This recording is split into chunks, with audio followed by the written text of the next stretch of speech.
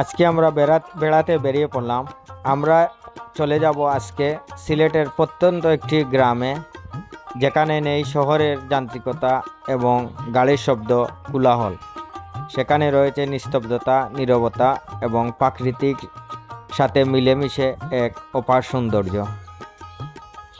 আমরা রওনা দিলাম।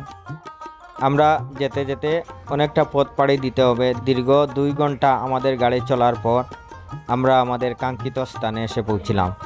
এটা হলো আমাদের সিলেটের ঐতিহ্যবাহী সুরমা নদী। এই সুরমা নদীতে ভারত উজানে অবাধে বাঁধ দেওয়ার কারণে নদীটি শীত মৌসুমে এভাবেই শুকিয়ে যায় এবং বর্ষা মৌসুমে পানিতে পরিপূর্ণ হয়ে যায় এবং বন্যার সৃষ্টি করে। যাই হোক, আমরা এই নদীটি এখন পাড়ি ছিলাম 20 বছর আগে। তখন এই নদীটি খেওয়া নৌকা দিয়ে শীত মৌসুমেই পাড়ি দিতে হতো, কিন্তু এখন এত বেশি শুকিয়ে চর পড়েছে, এখন আর আমাদের নৌকায় করে যেতে হবে না। আমরা সরাসরি নদীটি হেঁটে হেঁটেই পাড়ি দিতে পারবো। দেখুন, আমরা নদীটি পাড়ি দিয়ে কিছুক্ষণ হাঁটার পরে আমরা সেই গ্রামের রাস্তায় পৌঁছানোর পরেই সন্ধ্যা হয়ে গেল। সন্ধ্যা হয়ে আমরা খানিকটু এগুতেই গ্রামের রাস্তা ধরে চোখে পড়ল শিয়াল। বেশ কয়েকটা শিয়াল এখানে ছিল।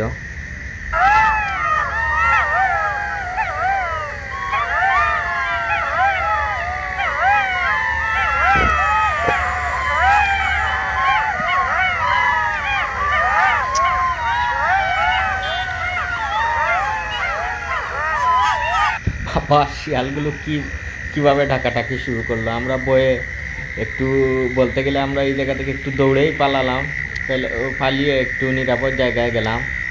আসলে অনেকটা বয়ের পথ, তার উপর একটা গ্রামের মানুষ সকালবেলা, যেহেতু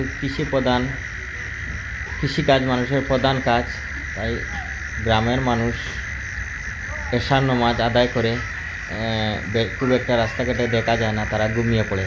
দেখুন, আমি অনেকক্ষণ হাঁটার পরে একজন মানুষই আমার চোখে পড়ল না।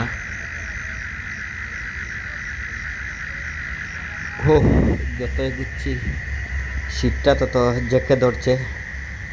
একটি জ্যাকেট নিয়েছিলাম, সেটিতে ঠান্ডা ধরতেছে না, খুব শীত পড়েছে। চড়াই উতরাই পাড়ি দিয়ে আমরা সামনের দিকে এগুচ্ছি।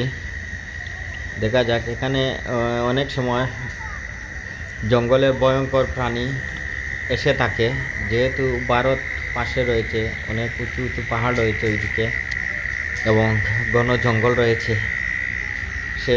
সে কারণে এইদিকে অনেক সময় বন্য হাতি, অনেক সময় অনেক সাপ সহ বা বানর, আরও ভয়ঙ্কর প্রাণী ওইদিকে চলে আসে।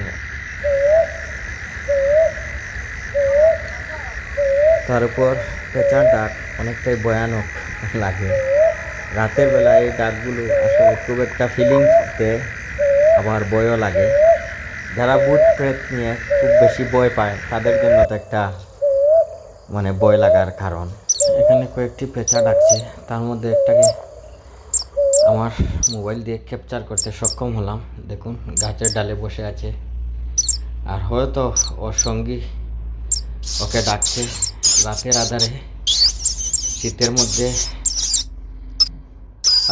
এগুলো দেখতে খুবই ভালো লাগে। তারপর ইঁদুরের মতো চিকা, আমাদের সিলেটি ভাষায় চিকা বলে, খুব বেশি ডাকাডাকি করতেছে জায়গায়।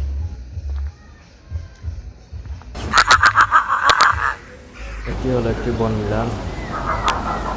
এই বনবিড়ালের আওয়াজ, ডাক শোনা যাচ্ছে। এটি আসলে খুবই জঙ্গল এলাকা, বাগা নামে পরিচিত। খুবই জঙ্গল, এইদিকে পাহাড় রয়েছে অনেক, এবং বন্যপ্রাণীর আবাসস্থল বলতে পারেন।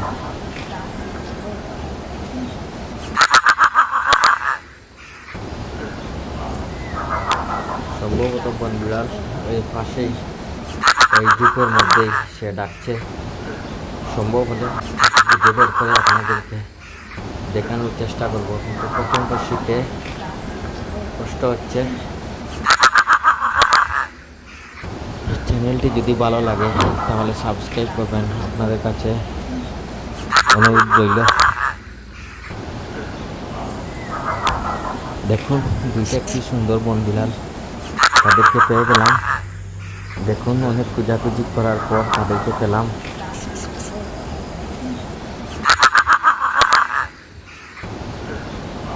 এবং এই যে দূরে আলো দেখতে পাচ্ছেন, এখানে আমরা যাব। আর বেশ কিছুক্ষণ হাঁটলেই আমরা সেই গ্রামে চলে যাব। এবং গ্রামে চলে গেলে আমরা আজকের মতো এই যাত্রা আমাদের শেষ হবে। আমরা প্রায় গ্রামের পাশে চলে এসেছি। আর খানিকটা হাঁটলেই আমরা আমাদের কাঙ্ক্ষিত জায়গায় পৌঁছে যাব। অনেক চড়াই উতরাই পাড়ি দিয়ে প্রায় এক ঘন্টা হেঁটে পাড়ি দিলাম শুধু ভিডিওটি আপনাদের দেখানোর জন্য। এখানে টমটম পাওয়া যায়, আমরা টমটম বা সিএনজিতে করে যেতে পারতাম, কিন্তু ভিডিওটি আপনাদের দেখানোর জন্য এবং পশু পাখি দেখার জন্য একটু হেঁটে গেলাম।